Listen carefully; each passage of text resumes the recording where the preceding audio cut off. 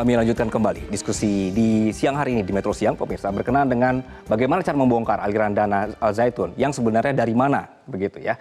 Kita sekali lagi sudah terhubung dengan pakar hukum pidana Kang Asep Iwan Iryawan. Kang Asep, kalau kita belajar dari kasus-kasus sebelumnya, misalnya kita ambil RAT lah ya, Rafael, itu kan penelusuran dari aliran dananya cukup panjang. Ini bagaimana, Kang, melihatnya?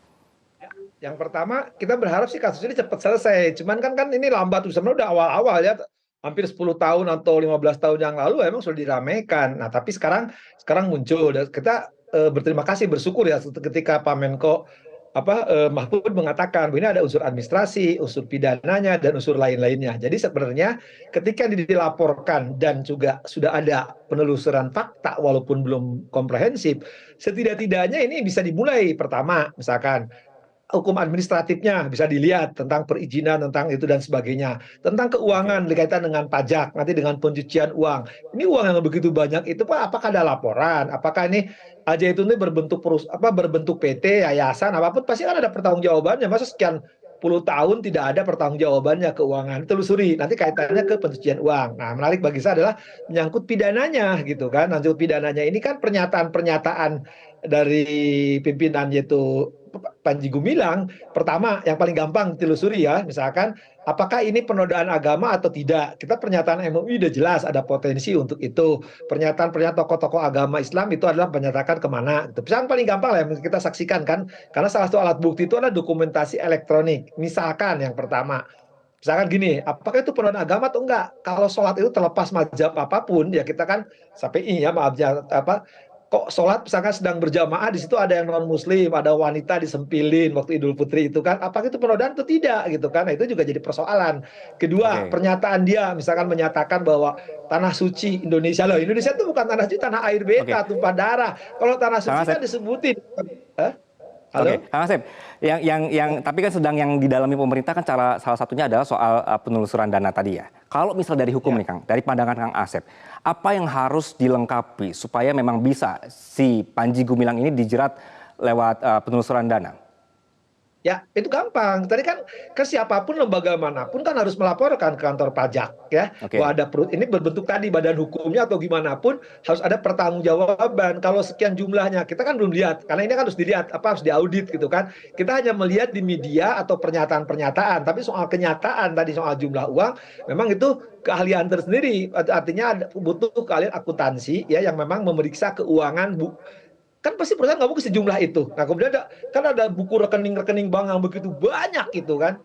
Artinya ke sumber dananya itu dari mana dan kemana gitu kan. Nah, kalau ada penyuluhan tapi kondisinya kalau misalnya tidak ditemukan dan sebagainya, itu harus telusuri lebih lanjut gitu. Kang Asep, maaf saya potong. Tapi kalau dalam kondisinya penelusuran itu tidak menemukan transaksi yang ilegal atau dicari celah-celah menuju ke teroris dan segala macam, berarti aman-aman saja? Itu berarti tidak bisa dong, Kang Asep?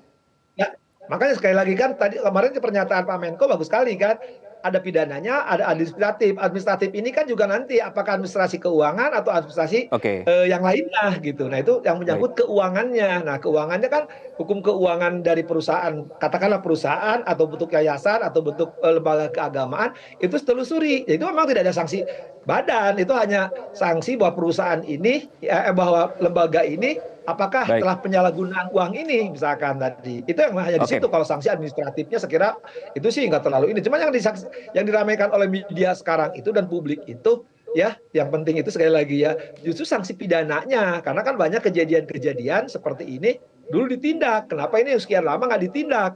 Kalau soal sanksi keuangan mah gampang. Misalkan bentuk-bentuk agama ini seperti dulu. Kita pernah ya ada kejadian ACT yang mengumpulkan dana ya, diproses kan karena terjadi penyalahgunaan anggarannya kan, yang gajinya pengurus ACT lebih gede, yang sekarang tidak tahu tuh beritanya kemana, sampai kemana tuh ACT kan, masih ingat. Ini pun sama, apakah itu dijawab oleh akuntan? Baik, Kang Asep, berarti menurut Kang Asep daripada ini masih mencari penelusuran dana ini yang masih panjang, kenapa tidak menggunakan pasal-pasal seperti tadi, ada penistaan, ada asusila, begitu ya Kang Asep ya, biar lebih cepat? Ya, menurut saya sih lebih baik gitu ya, sekarang. Nah, sanksi-sanksi baik administratif maupun pidana itu ditelusuri. Kalau pidana kewenangan sekarang kewenangan di Bareskrim kan, silakan Bareskrim mencari data itu. Tapi kan sekarang sejauh mana bahwa itu penodaan agama, biarlah nanti MUI yang menjelaskan untuk para ahli agama yang di bidang itu dari fakta-fakta itu. Nah, soal administrasi keuangan tadi, saya katakan di awal ya, bahwa itu tunduk kepada aturan hukum yang berbeda. Artinya harus diperiksa melalui akuntansi itu, ahli Oke. keuangan dong yang bisa memeriksa dananya keluar masuk, atau yang paling gampang PPATK, ya kan, keluar uang masuk apalagi melalui rekening itu bisa ditelusuri oleh PPATK seperti kita menyelidiki waktu ACT.